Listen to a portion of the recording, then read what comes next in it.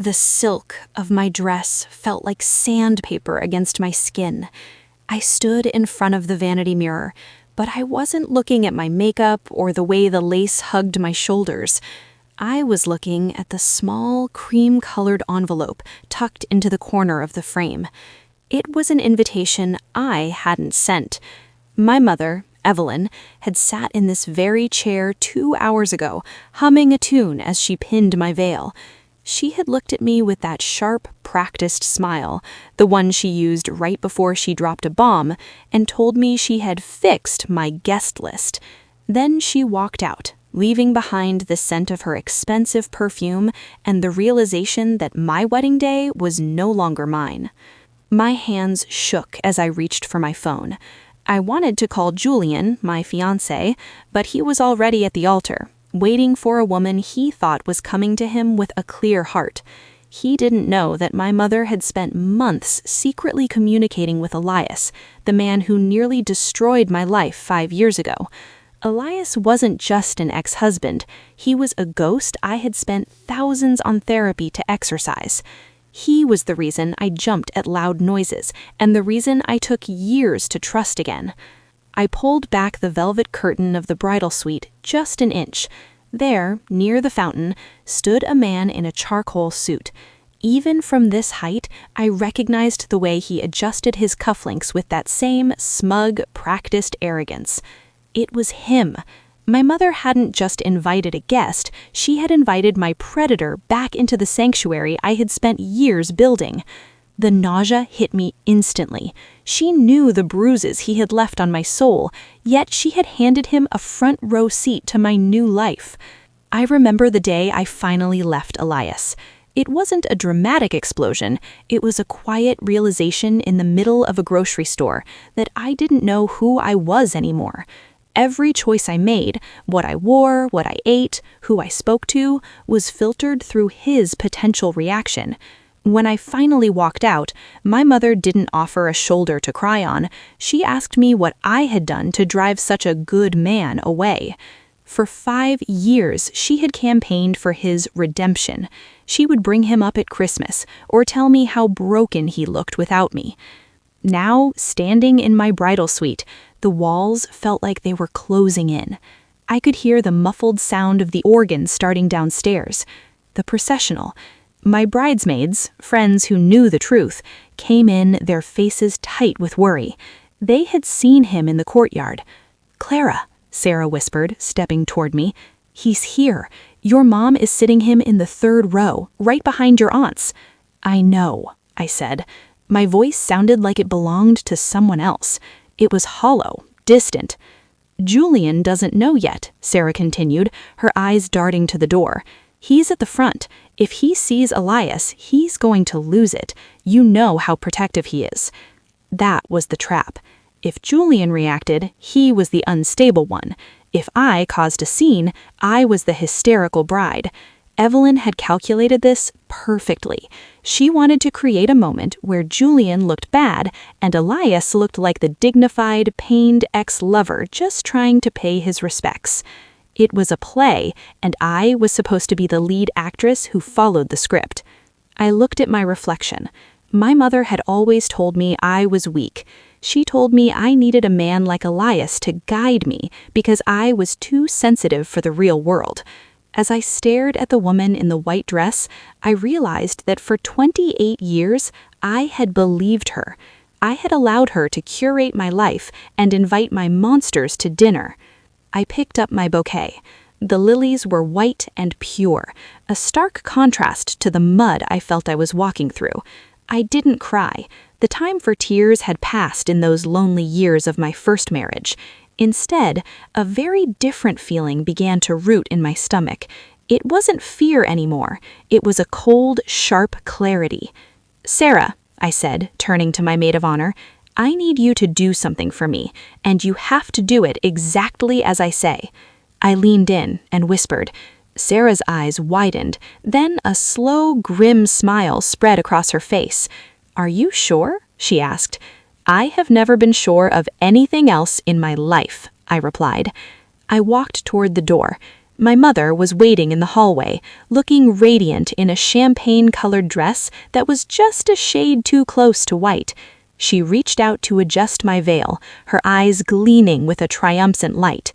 "You look beautiful, darling. I'm so glad we could have everyone here. It feels so complete now, doesn't it?" I looked her straight in the eyes. I didn't flinch. "You have no idea how complete it's about to feel, Mom." She blinked, confused by the lack of fear in my tone. But before she could speak, the usher opened the double doors. The music began. I stepped out into the light, my eyes fixed on Julian. He looked happy, completely unaware that the man who bruised my soul was sitting only 6 feet away. As I began my walk, I saw Elias out of the corner of my eye. He smirked at me. I didn't look away. I kept walking, but I wasn't walking towards a marriage. I was walking towards a reckoning. The walk down the aisle is supposed to feel like a dream, but for me, it felt like a march toward a battlefield. Every step I took, I could feel Elias's gaze on me. It was a heavy, greasy sensation. My mother walked a few paces behind me, playing the role of the proud matriarch, nodding to guests as if she hadn't just set a fire in the middle of the room. When I reached the altar, Julian took my hands. His were warm and steady. He leaned in and whispered, "You okay? You look like you've seen a ghost." "I have," I whispered back. My eyes momentarily darted to the 3rd row. Julian followed my gaze. I felt his entire body stiffen. The warmth in his hands vanished, replaced by a sudden, vibrating tension. He looked at Elias, then at my mother, who was now seated in the front row, wearing a look of feigned innocence. Julian started to turn, his protective instincts overriding the ceremony, but I squeezed his hands tight. "Not yet," I mouthed. "Trust me." The minister began the standard opening. "We are gathered here today." I wasn't listening.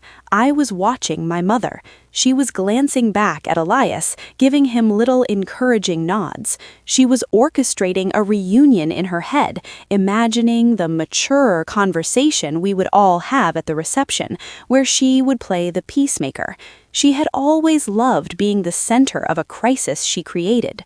I looked at Elias. He was sitting with his legs crossed, looking bored, as if he were doing me a favor by being there.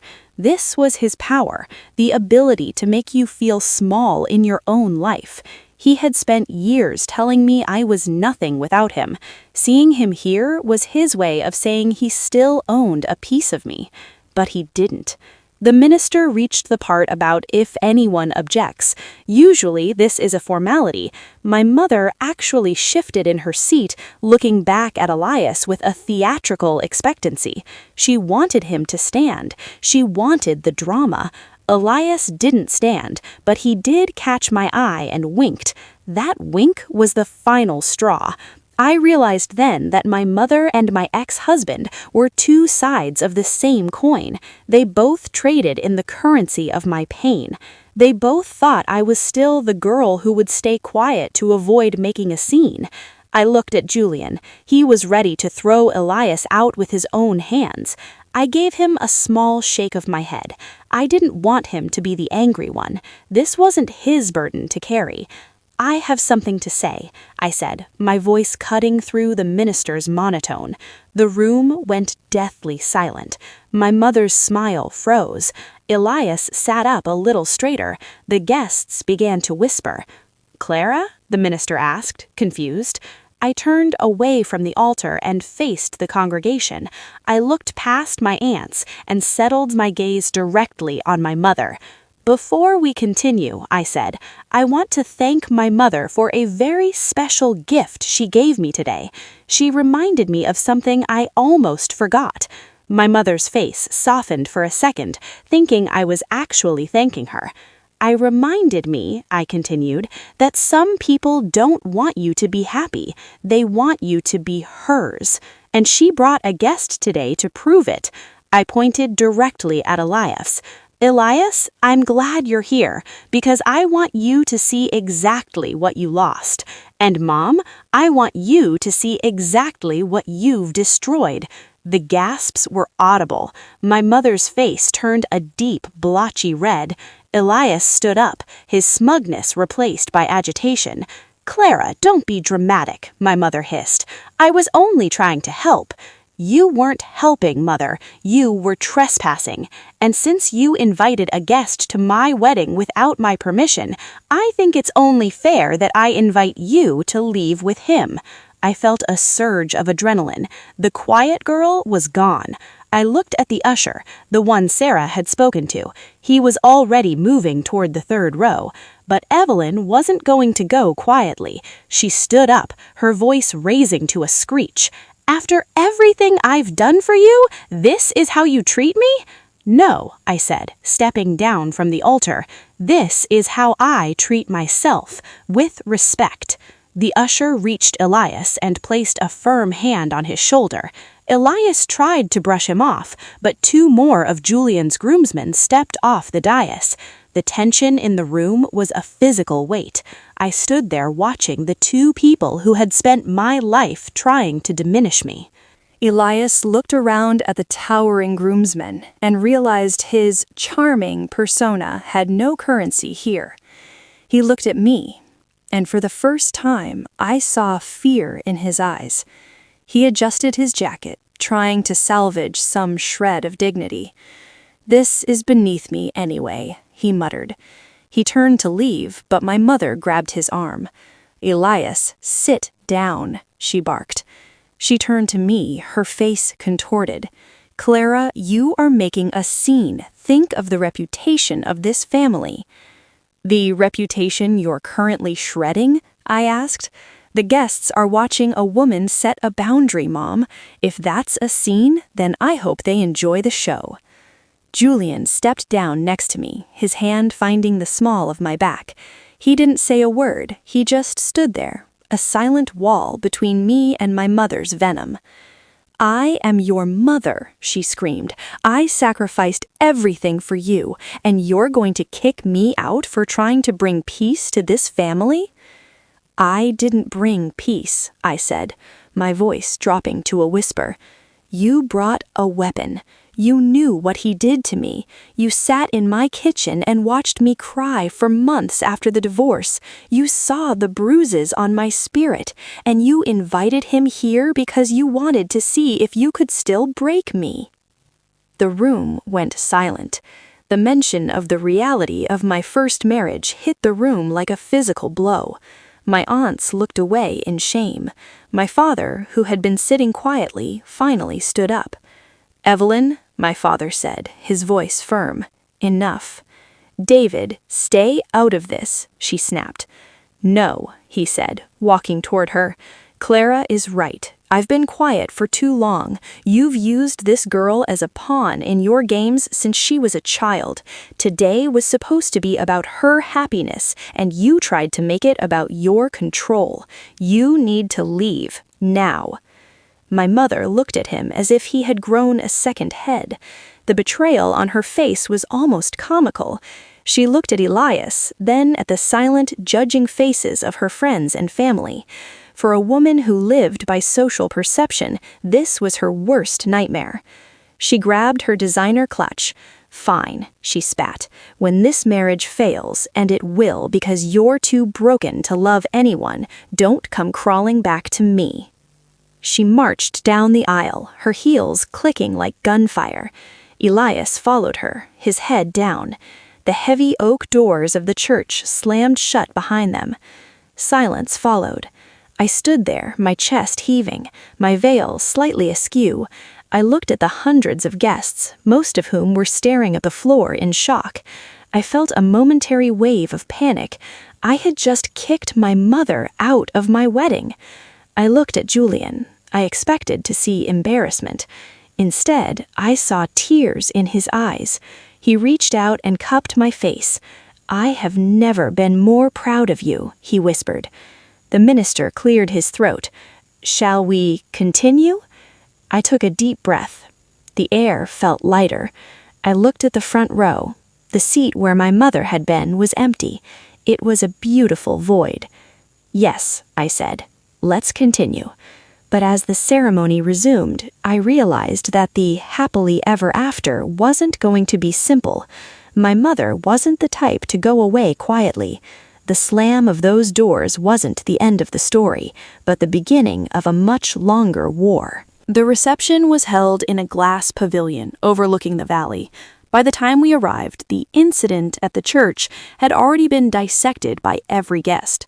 I expected the atmosphere to be awkward, but as Julian and I walked in, people stood up and cheered. My Aunt Martha came up to me, her eyes red. "I'm so sorry, Clara," she said. "We all knew Evelyn was difficult, but we didn't know how much she was hurting you." It turned out that the perfect facade Evelyn had spent decades building was transparent to everyone but me. But the shadow of her departure still lingered. Around 9 p.m., my phone began to vibrate incessantly. 30 missed calls, a string of texts that shifted from "how could you" to "I'm cutting you out of the will" to "I'm at the hospital because of you."